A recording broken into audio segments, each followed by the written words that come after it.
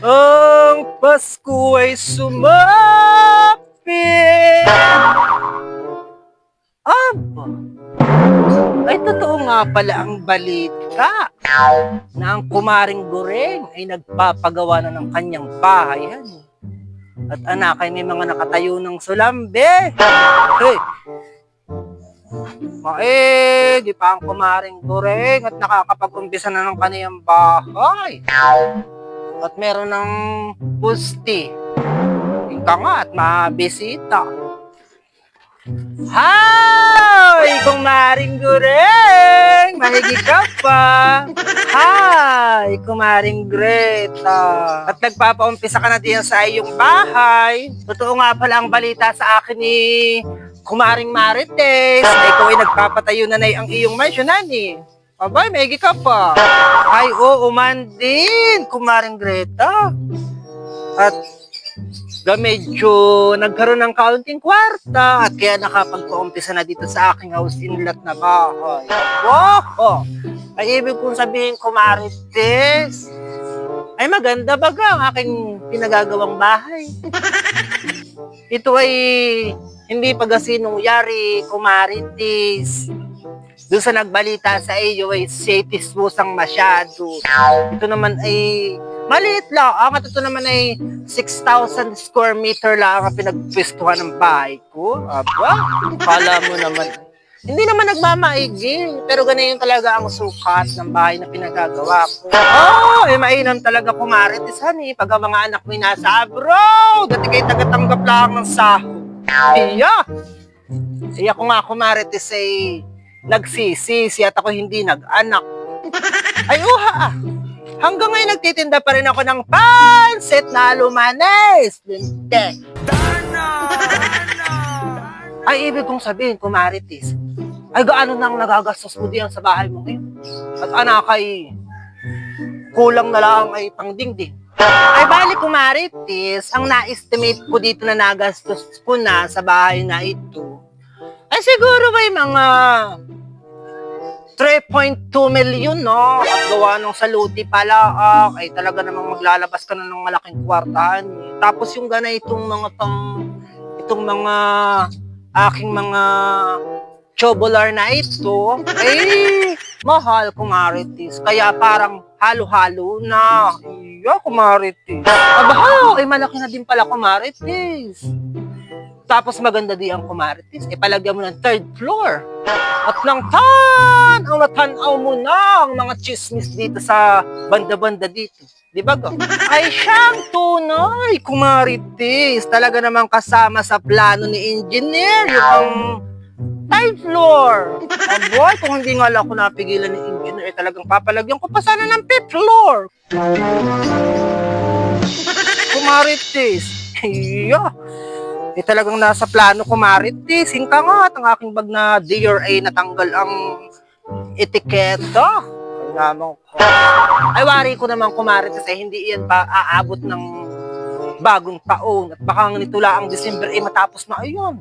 Talaga namang ngayon nga pala December 1 na, Kumarites. Ay kailangan mo nang iparas yung iyong bahay. At nang sa bagong taon di yan na kayo makapagbagong taon.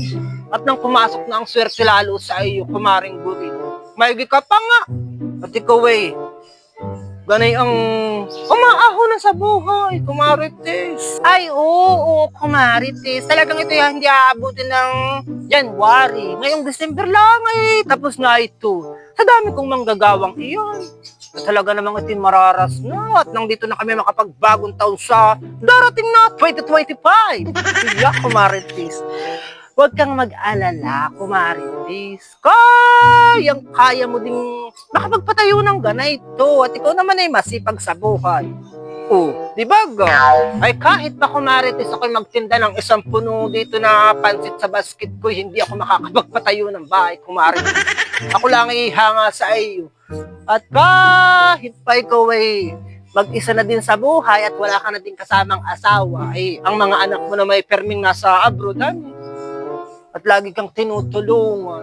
Ay, huwag kang nagmamadali, Kumarites. May mga oras para diyan. Malay mo sa susunod na taon para sa iyo na yung taong iyon. Abay, huwag kang nagpapapaniwala diyan, kumarites. Huwag kang nagpapapaniwala diyan kay Goreng. Aba, eh kung hindi ko pa yan ka-member sa card bank, iya. Yan eh, hindi pinapadala ng kanyang mga anak. Ay, siya na naglo-loan lang sa mga microfinance. Kagaya ng card bank, Pag-asa. Aba, ano akala mo? Makwarta na iyang si Goreng. Nagkakamali ka, kumarites. Siya nga, kumarites. Yan ay hindi padala ng anak mo. At yan ay niloan mo sa card bank. Huwag kang nagpapaniwala. Di yan, kumarites. Yan ay hambog. Yan ay chismosa. Yes! Kumarites. Kaya huwag nagpapauto. Di yan. At yan ay member ng London. Loan dito, loan doon. Aba! Ay, kilala ko yan si Goreng. Kaya nga yung kanyang mga anak ay hindi na makauwi dito sa Pilipinas. Ay, naobligang magbigay. Linggo-linggo na panghulog. Diyan sa kanyang nanay na mahilig sa utang. Lintek. Aba! Kumarites. Ikaw naman pala yung member din ng London. Loan dito, loan doon. Aba! Ay, ibig kong sabihin, ako pa naman inapapabilib na sana sa iyo. At akala ko naman, kumaring Goreng, ayan eh, katas ng pinagpagudan ng mga anak mo. Ayun naman pala eh, galing sa London. Iya. Kaya siguro kumarites si mga anak mo hindi na makauwi dito sa Pilipinas. At gawa ng pag sila mo ay mawawalan ng trabaho tapos hindi ka makakapaghulog sa London. Aba! Diyan ka na! Kumaring Goreng, sumpa ka palang magulang. Ay, lintik ka.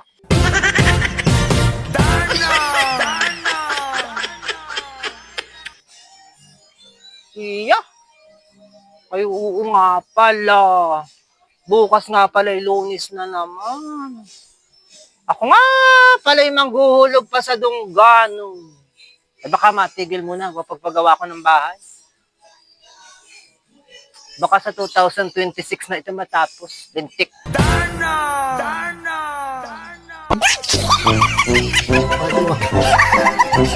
Sorry.